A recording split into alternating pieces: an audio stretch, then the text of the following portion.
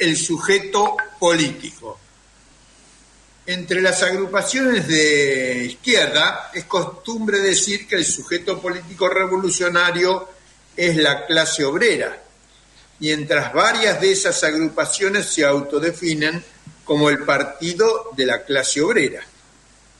Comenzaremos diciendo que el sujeto político no es una entidad metafísica, es decir, que existe más allá de la historia, de la sociedad y de la realidad, ¿no es cierto? Como que está escrito en el cielo. Bueno, no es así, sino un producto de la historia y en particular de la lucha de clases.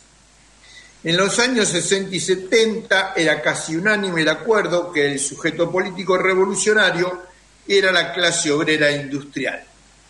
Si hoy nos preguntamos si existe la clase obrera, vemos que objetivamente sí existe, por el hecho que los obreros trabajan, producen mercancías y los capitalistas le extraen plusvalía. Pero, ¿es sujeto político por el mero hecho de existir objetivamente? Yendo a la experiencia de aquellos años, encontramos en el documento del Cuarto Congreso del PRT de 1968 que hace un análisis de la experiencia de la clase obrera en la década anterior, cómo se conformó la CGT después de 1955, de los sabotajes y las campañas de caños, menciona la burocratización de la CGT durante el gobierno de Frondizi, es decir, que hay un análisis de la clase obrera y describe su estado de conciencia. Lo asociamos con un texto conocido de Lenin, por lo menos en una época era muy conocido, de su libro ¿Qué hacer?, dedicado a combatir el economicismo, y ese texto dice: el socialismo a la clase obrera le viene desde afuera. Nos surgió un interrogante, porque en la lucha de la resistencia peronista contra la burguesía no fue así. Entonces, busqué el párrafo completo de Lenin, porque si había que discutir, debía hacerlo con su idea completa. El párrafo completo dice así: el socialismo a la clase obrera le viene desde afuera, pero no se terminó ahí, sino que hay una coma, y sigue. Es decir, desde afuera de la lucha económica, desde afuera de las relaciones exclusivas entre obreros y patrones.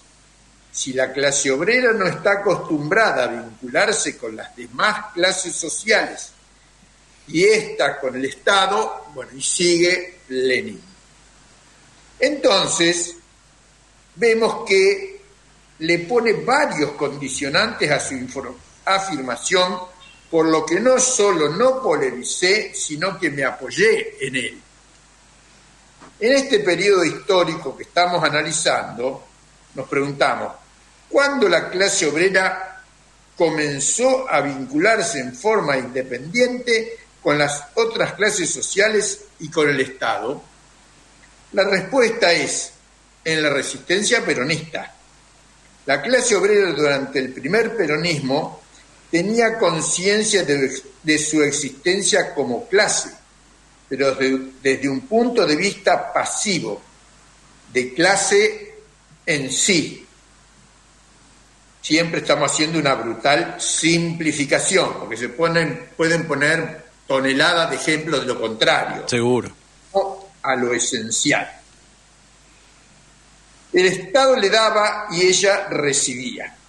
Cuando se produjo el golpe del 55, y más precisamente cuando los militares reemplazaron al dictador Lonardi por el dictador Aramburu, comienza la resistencia peronista.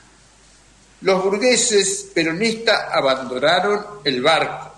La oficialidad del ejército peronista abandona el barco.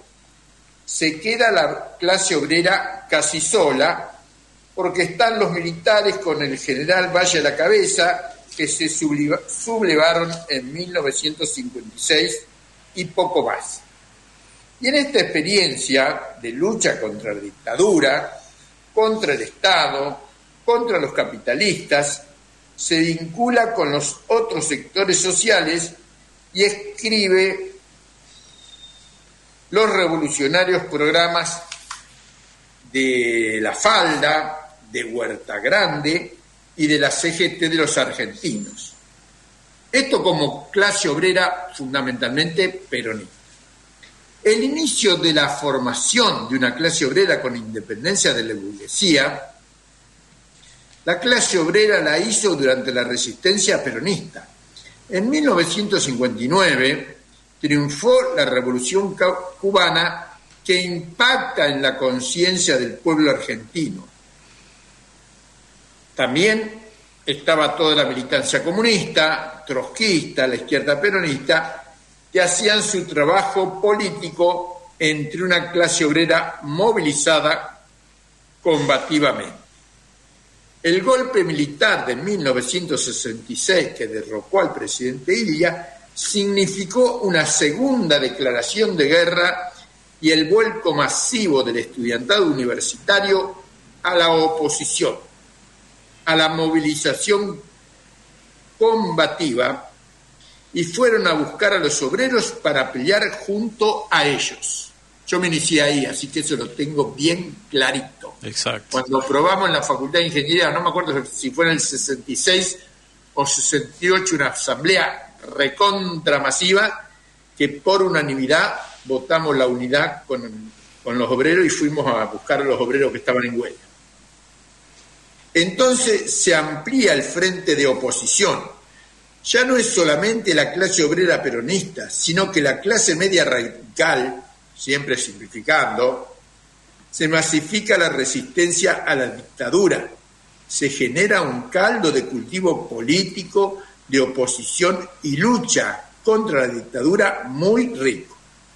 Hay un proceso de politización revolucionaria que se va a manifestar en el cordobazo, en el rosariazo, toda la cadena de puebladas, con lo que la clase obrera industrial pasa de ser un sujeto pasivo a un sujeto activo y se va elevando a sujeto político revolucionario. Es decir, que el sujeto revolucionario que va a actuar en la década del 70 se formó en la lucha política de masas. No era clase obrera sujeto político revolucionario por el solo hecho de existir objetivamente.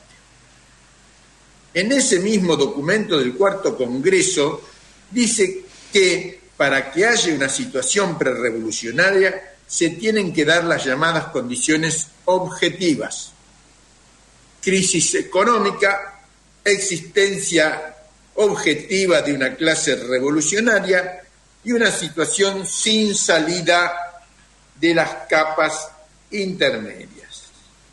¿Qué pasaba en 1968 cuando se escribió este documento? Crisis económica había, aquí siempre tenemos crisis económica. Clase obrera revolucionaria, lo que venimos diciendo, no había discusión en eso. Y el tercer elemento, situación sin salida de las clases intermedias, es el concepto que me resulta más difícil de apreciar. Pero más allá que hubiera o no hubiera una situación sin salida de las clases intermedias, lo que es evidente que teníamos la dictadura militar, estaba la clase obrera en la oposición y los sectores intermedios también en la oposición.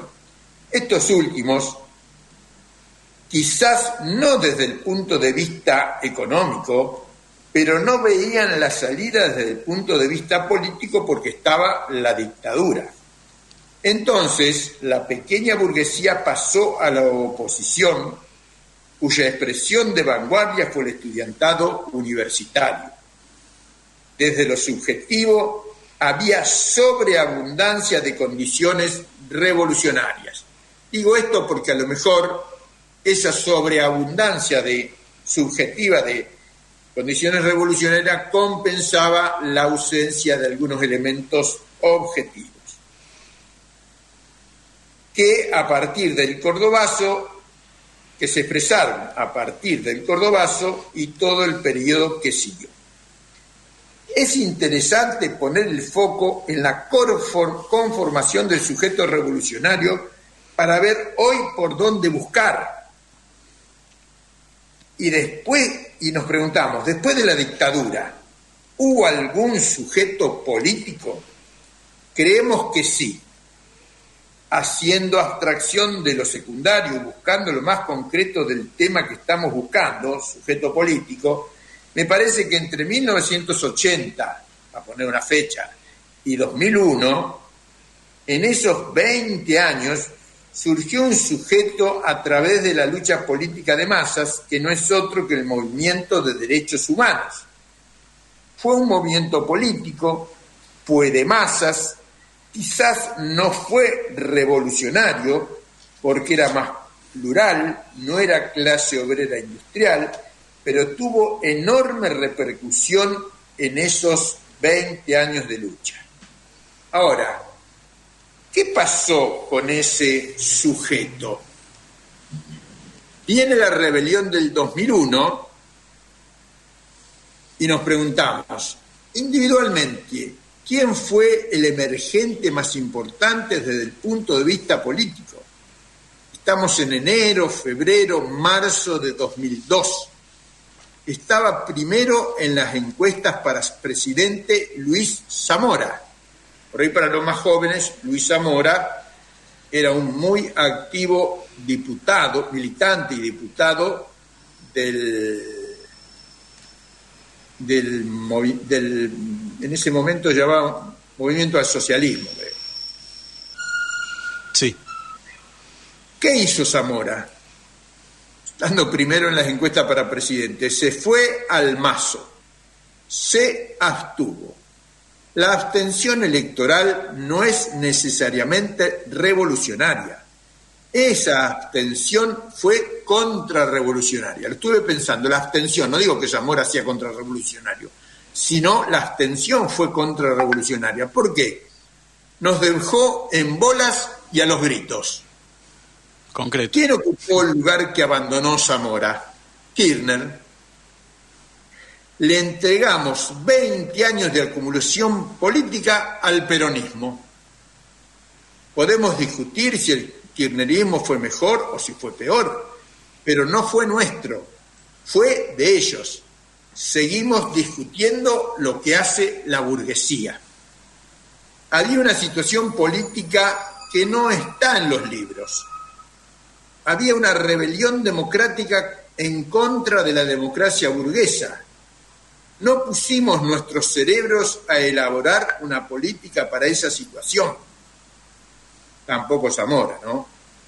Kirchner, con visión política, se bajó del menemóvil, y no es solo simbólico, sino es real, y se subió a la juventud peronista del 70, mientras nosotros con la abstención perdimos 20 años de acumulación política. Entonces tenemos que estar a la expectativa de toda lucha política de masas.